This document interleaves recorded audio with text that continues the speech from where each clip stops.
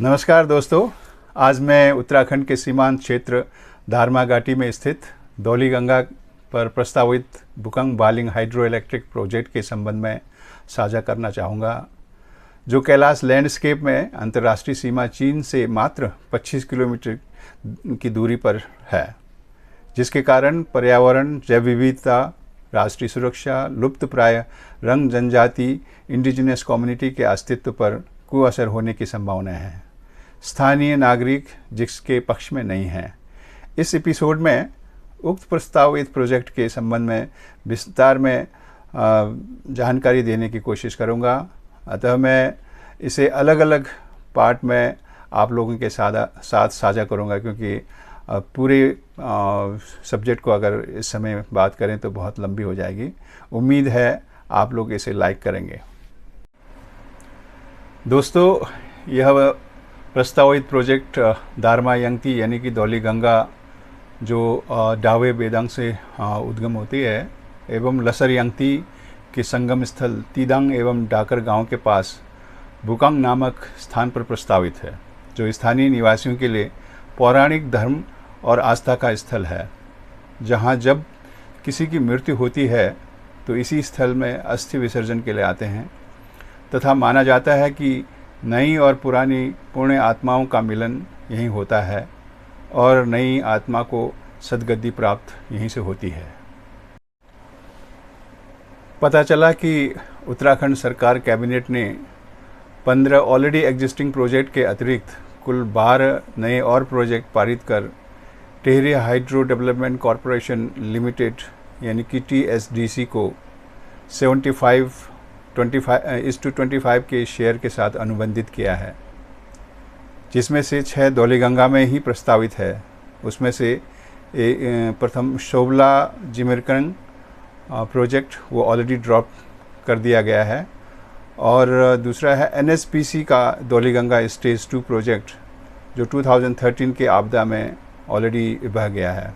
फिर भी और अन्य 4 जिसमें नंबर 1 बुकांग बालिंग, नंबर 2 छुंगर चल, नंबर 3 सेला ओरथिंग और चौथा ओरथिंग सोबला प्रोजेक्ट प्रस्तावित है। अब सवाल उठता है कि क्या उत्तराखंड में बड़े बड़े हाइड्रो इलेक्ट्रिक प्रोजेक्ट की आवश्यकता है? क्या इस पर व्यय करना उचित है? और जियोलॉजिस्ट क्यों चिंतित है?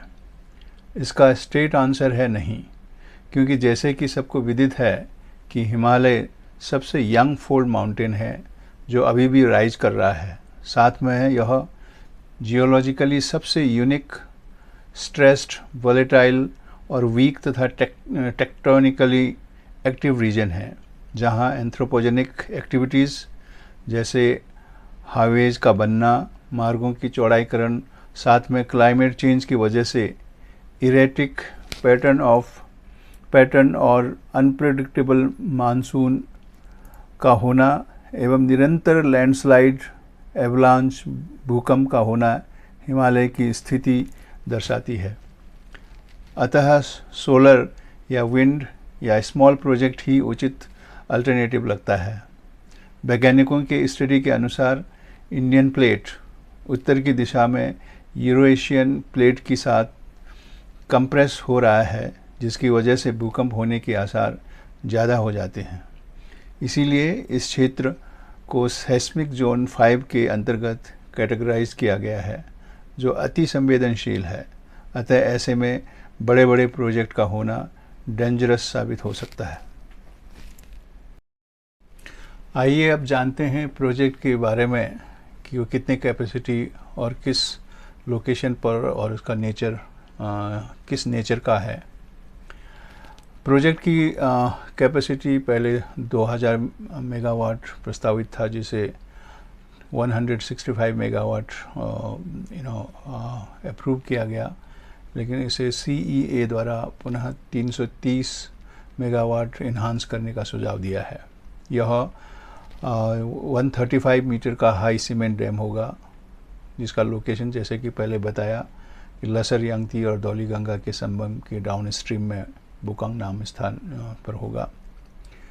इस डैम का nature run of the river होगा, जिसमें 9.4 किलोमीटर लॉन्ग 5 मीटर डायामीटर का हेड रेस टनल बनेगा, जो गो से होते हुए फिल्म और बोनगांव से होते हुए छुंगर एरिया में 120 मीटर हाइट और 14 मीटर डाया सर्ज शाफ्ट पर टर्मिनेट होगा। इसका अंडरग्राउंड पावर हाउस होगा जो छुंगर में है, जहां से 295 metre long tail race tunnel होगा, जिसके जरिए पावर हाउस से पानी को पुनः नदी में रिलीज किया जाएगा, जिसके लिए total 750 hectare including 23 hectare private land acquire करने का प्रयोजन है। अनफॉर्चुनेटली या किसी भी ये सारी इंफॉर्मेशन किसी भी संबंधित अधिकारियों ने लोकल पब्लिक को जानकारी नहीं दी।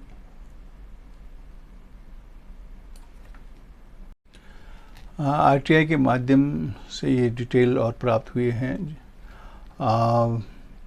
ऑनरेबल सुप्रीम कोर्ट ने अगस्त 2013 में उत्तराखंड के लिए पास की गई बैन ऑर्डर को पुनः 12 अक्टूबर 2015 को वैकेट कर दिया गया, जिसके तहत अलकनंदा भागीरथी रिवर बेसिन में स्थित 24 प्रोजेक्ट्स को छोड़कर हर प्रोजेक्ट के लिए ईसी या फॉरेस्ट क्लियरेंस ग्रांट करने के लिए कंसिडर की जा सकती है। इसी के आधार पर 20 अगस्त 2019 को मिनिस्ट्री ऑफ एनवायरनमेंट फॉरेस्ट के एक्सपर्ट अप्रेजल कमेटी यानी कि EAC ने TSDC के लेटर डेटेड 23/7/2019 के आधार पर विभिन्न कंडीशन के साथ survey investigation and preparation of DPR हेतु परमिशन ग्रांट की थी, जिसके तहत TOR में इंगित जितने भी कंडीशंस है उसके अनुसार कार्य करने का सुझाव था। उन कंडीशन में से कुछ कंडीशन इम्पोर्टेंट है जो निम्न है। दैट साइट में पब्लिक हियरिंग जो पब्लिक कंसल्टेशन का मुख्य पार्ट है TSDC को कंडक्ट करना होगा और पब्लिक आपत्ति को एड्रेस करते हुए EIA या EMP रिपोर्ट जो टर्म्स ऑफ रेफरेंस है कि वैलिडिटी तक MOEF को रिपोर्ट सबमिट करनी होगी। लेकिन अनफॉर्चुनेटली TSDC ने कोई पब्लिक हियरिंग कंडक्ट नहीं किया, न ही वस्तुस्थिति से हायर अथॉरिटी को अवगत कराया। टर्म्स ऑफ रेफरेंस की वैलिडिटी 4 साल की है फ्रॉम द डेट ऑफ 11/10/2019, जो RTI के माध्यम TSDC से निम्न इन्फॉर्मेशन प्राप्त हुई। सो फार TSDC द्वारा मात्र मिनिस्ट्री ऑफ एनवायरनमेंट फॉरेस्ट से EAC के रिकमेंडेशन के आधार पर 11 अक्टूबर 2019 के पत्र अनुसार इन्वेस्टिगेशन, ड्रिलिंग एंड ड्रिफ्टिंग के लिए परमिशन प्राप्त किया है, जिसके अनुसार दिसंबर 2020 तक कंप्लीट करना होगा। कोई environmental management plan, catchment area treatment plan prepare नहीं किया गया है। Even air, water, land, environment तथा बायोलॉजिकल यानी कि flora, fauna, aquatic, ecology and socio economic aspect के संबंध में ऐसा प्रतीत होता है कि कोई स्टडी नहीं किया गया। अभी तक EIA कंडक्ट भी नहीं किया गया है, भले ही WAP कॉस्ट लिमिटेड को असाइन किया जाना बताया गया है। TSDC द्वारा अभी तक कोई पब्लिक हियरिंग या कंसल्टेशन नहीं किया गया। अभी तक वाइल्ड लाइफ क्लियरेंस या फॉरेस्ट क्लियरेंस या इन्वायरमेंट क्लियरेंस प्राप्त नहीं किए गए हैं और बताया कि इसे DPR तैयार होने के बाद ही किया जाएगा। शेड्यूल 1 एनिमल्स और अस्कोट वाइल्ड लाइफ सेंचुरी और बोन कम्युनिटी रिजर्व पर इम्पैक्ट पर कोई कंजर्वेशन प्लान प्रिपेयर नहीं किया गया है। इस एपिसोड में जो भी इंफॉर्मेशन शेयर किए गए हैं वह TSDC द्वारा प्रिपेयर्ड प्री फिजिबिलिटी रिपोर्ट यानी PFR एवं विभिन्न सोर्स से ली गई RTI के माध्यम प्राप्त सूचनाओं के आधार पर प्रस्तुत किया है।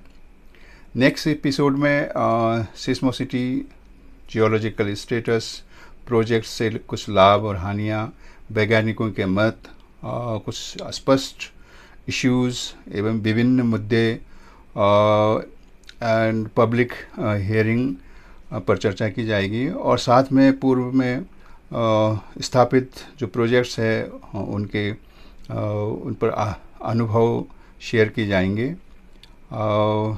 कृपया नेक्स्ट एपिसोड को फॉलो करें। धन्यवाद, नमस्कार, and see you in the next part 2 episode. Thank you very much.